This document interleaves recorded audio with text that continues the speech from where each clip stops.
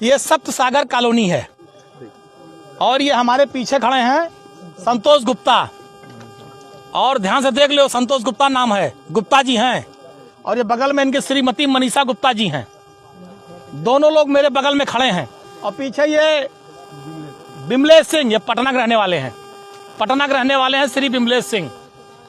ये गुप्ता परिवार है। पीछे देख लो, पूरी बिल्डिंग जो गिरी हुई है, छत, ये जो छत पूरा गिरा हुआ देख लीजिए आप लोग, छत।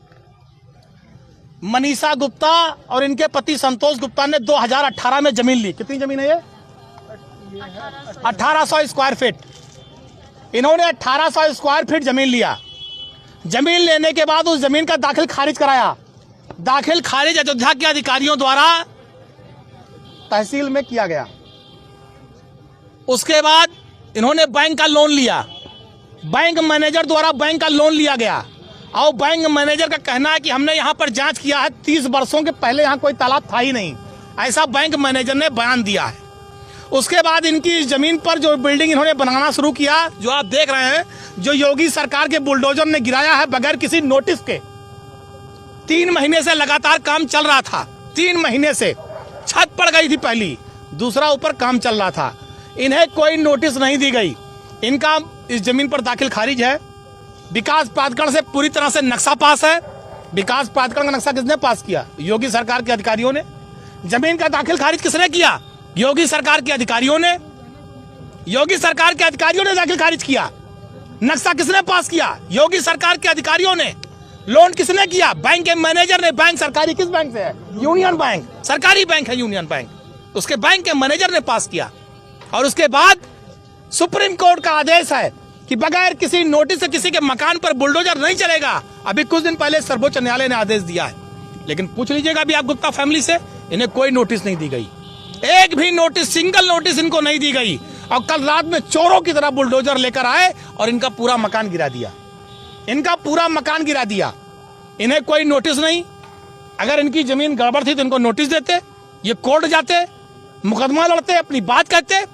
लेकिन ये तो हिटलर को फेल किए हैं भाजपा सरकार वाले कि न कोई नोटिस देंगे, न कोई बात करेंगे, सीधे आएंगे बुलडोजर लेके मकान गिरा देंगे, जिसकी समाजवादी पार्टी निंदा करती है। क्या होना चाहिए? भारतीय जनता पार्टी की सरकार के जो ये अधिकारी हैं, जिन्होंने दाखिल खारिज कराया, जिन्होंने विकास प्राधिकरण से नक्शा पास कराया और जिन्होंने इसको गिराया बुलडोजर से, इन सब पर कार्रवाई होनी चाहिए।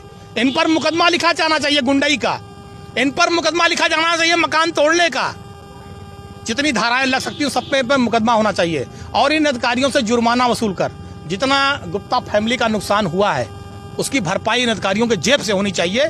ये हम लोग मांग कर रहे हैं। खून पसीने की कमाई से आदमी लोन लेकर मकान बनाता है, ईटा गिट्टी मोरंग बालू सरिया लाता है, उसके बाद लेबर मिस्त्री का खर्चा अलग से देता है। ये भाजपा सरकार में वो लोग नहीं है जो गरीबों की जमीन को सस्ते में लेकर बेचकर पैसा कमा रहे हों। ये मध्यम वर्गीय लोग हैं, अपना 1-1 रुपया जोड़कर मकान बना रहे थे। लोग टूट जाते हैं घर बनाने में और तुम तरस नहीं खाते बुलडोजर चलाने में। योगी सरकार ने गरीबों पर, मकानों पर बुलडोजर चलाया। और ये बिमलेश सिंह पटना से आए हैं, करोड़ों की जमीन लिए हैं। इनका भी न कोई नोटिस, न कोई बयान, न कोई पर्चा, सीधे बुलडोजर। तो जो बुलडोजर की कार्रवाई है ये गलत है। तालाब पहले से अंकित है, इसलिए अंकित है। अगर अंकित था तो रजिस्ट्री कैसे हुई? दाखिल खारिज कैसे हुआ? तालाब पर विकास प्राधिकरण नक्शा कैसे पास किया?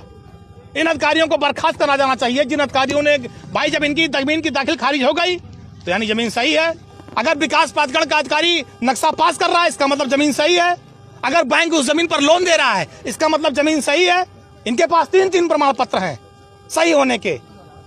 इन सारे अधिकारियों अगर ये गलत हैं तो सबसे पहले उत्तर प्रदेश के मुख्यमंत्री को चाहिए इन तीनों अधिकारियों को, जो तीनों हैं, सबको बर्खास्त कर दे और उनके ऊपर वो मुआवजा लगा दें। जितना इनका नुकसान हुआ सारा मुआवजा की भरपाई अधिकारियों के जेब से की जाए। वरना ये माना जाएगा कि भाजपा की सरकार गुंडाई कर रही है। जिसका मकान और जमीन चाहेगी, जो हमें कब्जा करेगी, वो परंपरा कायम की जा रही है। और कोर्ट से बाकायदा कचहरी से हमारी लिखा पड़ी हुई थी, दाखिल खारिज हुआ हमारा और हमने इसका नक्शा भी पास करवाया। इस पर हमने लोन भी करवाया। सारा सब कुछ हमने लीगल प्रोसेस की, इसमें जो भी करनी चाहिए एक आम आदमी को घर बनवाने से पहले, हमने सब कुछ वो सब किया।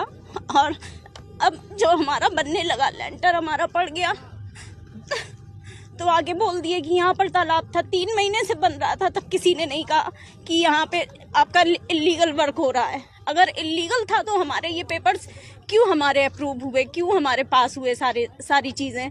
और अब जब हमारा बन गया, हमने अपनी सारी जीवन की कमाई लगा दी, तो आके हमारा गिरा दिया गया और हमें नोटिस भी नहीं दिया। कल एसडीएम सर आए थे, विकास दुबे थे, उनसे बहुत कहा कि सर हमको टाइम दे दीजिए थोड़ा सा, हमारे पास पेपर्स हैं। बोले नहीं, ये तो तालाब की जमीन है, हम 1 मिनट नहीं देंगे। और बस उन्होंने कोई बात नहीं सुनी, बस सीधे गिरवा दिया इसको। तो हम हाई कोर्ट में जाएंगे, हमारे पास जब सारे लीगल पेपर्स हैं तो हम किसी से डरेंगे नहीं, किसी से पीछे नहीं हटेंगे। हम हाई कोर्ट में जाएंगे और हमें इंसाफ चाहिए। हम योगी जी से, मोदी जी से यही कहते हैं कि हमको इंसाफ चाहिए। हमें हमारी जब जमीन अगर गलत होती तो फिर क्यों हमारे ये सारे पेपर्स पास हुए, क्यों हमारे हुए, उनकी सबकी कार्रवाई होनी चाहिए, सबकी जांच होनी चाहिए। पूरी हम जांच की मांग करते हैं कि सारा हमारी इसकी जांच हो, तहकीकात हो और हमारे पेपर्स चेक किए जाएं, सब कुछ देखा जाए और जो भी हमें न्याय। मनीषा गुप्ता।